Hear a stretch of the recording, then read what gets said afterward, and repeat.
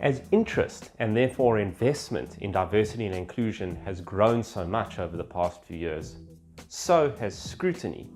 Companies want to know if their bigger diversity and inclusion budgets are going to deliver results. There's been a lot of research over the last few years looking into what works and what doesn't in terms of diversity and inclusion.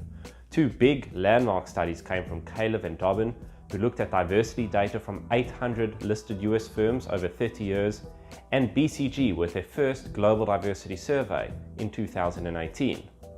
What they found, perhaps unsurprisingly, is the programs that people think are very effective may not be the most effective. At Symmetra, we see successful inclusion initiatives always have two things: a philosophy and a framework.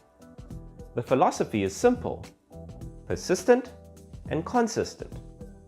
You need persistence on the part of your change agents, who have to take lots of actions over a long period of time to shift behaviors and people and systems towards a goal of becoming inclusive, and that can take years.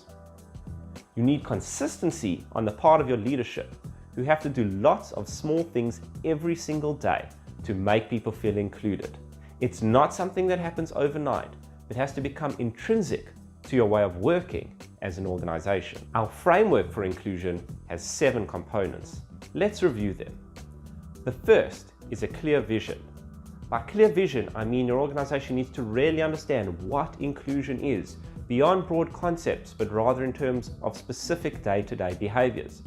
Your company needs to understand what diversity means in terms of demographics, as well as diversity of thought, and how these different factors come together. And most importantly, a clear diversity vision ties these issues directly to core organizational strategy.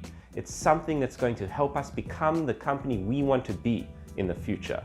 And if you define it like that, it's not something that can ever be set aside as an unimportant initiative. The second factor is commitment from the top. I've seen lots of inclusion programs go backwards when they lose a key executive sponsor. It's really difficult to sustain a focus on diversity and inclusion without executive support. The way to maintain leadership commitment is with a strong, data-driven business case that ties diversity and inclusion to customer outcomes, as well as a parallel effort to humanize the issue and help leaders understand what it's like to be excluded at the individual level. The third factor is inclusive leadership capability. Symmetra's inclusion surveys have consistently found that consistent, inclusive behavior by leaders is the most important driver of people's feelings of inclusion and belonging. The problem is that most leaders believe they are already inclusive. And in fact, those who are worst at inclusive behavior are the most likely to overrate their abilities. A good inclusion program will help leaders understand their inclusion gaps and give them the skills to close them. The fourth factor is aligning the system. Inclusion is a systemic challenge, and it's not something you can fix just by building inclusive leadership capability. You have to look at the whole organization and whether it is supporting or working against the development of inclusive behavior. And that goes beyond just looking at talent systems like recruitment and promotion, but looking at everything from incentives and rewards to the way that we communicate to the organizational structure to see whether that could be posing a barrier to forming more inclusive behaviors or could be working to help you embed inclusion. The fifth factor is meaningful measurement. We found that not all measurement is equal. In fact, BCG's research discovered that diversity surveys are often not that effective because they lack sufficient follow-up. We've seen that the most effective measures are specific, practical, relevant, and most importantly, have accountability and appropriate targets attached to them. Sixth is stories and symbols.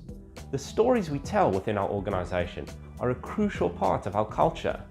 They define who we are as a group of people and what's important to us. These stories and symbols shape behavior in fascinating ways. A simple example is whether we tell stories about superstar individuals or superstar teams in the organization. One values diverse contributions much more than the other does. A good inclusion program will place a specific focus on the sorts of stories that are being told and will position effective role models as strong symbols of what diversity and inclusion can look like. The final factor is engaging the front and the middle. A lot of the effort in diversity and inclusion programs goes towards senior leaders, but it is in fact your middle and frontline managers that have the greatest impact on the majority of employees' lives every single day. In addition, they're often less experienced than your senior leaders, and they're rewarded for keeping things the way they are, rather than leading big changes. If your inclusion program doesn't focus specifically on this group and give them consistent and long-term support, guidance, and a compelling vision to work towards, it's very likely that they will revert back to old behaviors. All of these 7 components are necessary for an inclusion program to succeed. It doesn't mean that you have to do big and complex things in each category, but you do need to tackle all of them.